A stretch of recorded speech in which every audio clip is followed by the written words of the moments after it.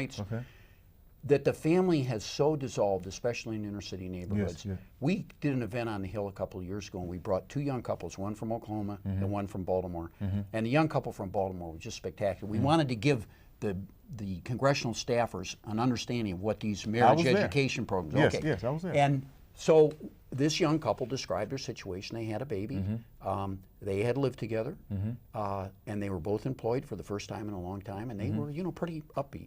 And someone said to them, "Well, are you thinking about marriage?" And they both said, "Well, yes, they were." And the young man then said, "You know what? Neither one of us have any relatives who are married. We wish we had adults to talk to about what this is going to involve, and we've got a lot of questions, a lot of issues." That's a culture that has disappeared. Yes. And that is a huge problem. Yes. How do you restore that? So I love your idea of starting in the high school, even before, about how crucial it is. And I think the point of entry is everybody will get this, and it's true. Right. The kids are the ones that are going to profit the most. Right. It's the kids that need the parents to be together.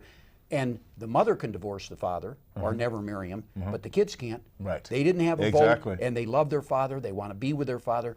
Jason Powell, in that article we were talking about a little while ago in the New York Times Magazine, said he was amazed by how the kids, here's the word he used, long for their father. Yes. They long for their father. Right. And the way to make sure that that doesn't happen, or the best thing we can do to make sure it doesn't happen, is to keep the couple together in the first place.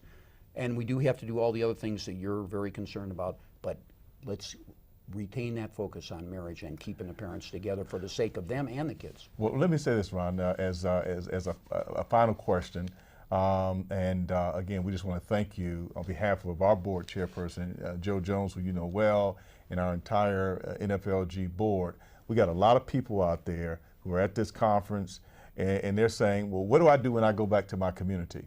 And Ron, what I'd like to see is responsible fatherhood, healthy marriage, domestic violence providers, workforce development, all come together in that kind of Rodney King refrain. Can't we all get along? Because the families need us, and that you know, as we talked before, we know that whatever the administration proposes, it's going to be different from what was funded during deficit reduction. It's going to be different. All right, that's kind of a get over it type of thing. And the question is, can we work together, and should we be encouraging, you know, partnerships, you know, around this Julia Carson bill, this innovation fund? You know, what's your thoughts about the way forward that's going to give these conference attendees something to go back and work on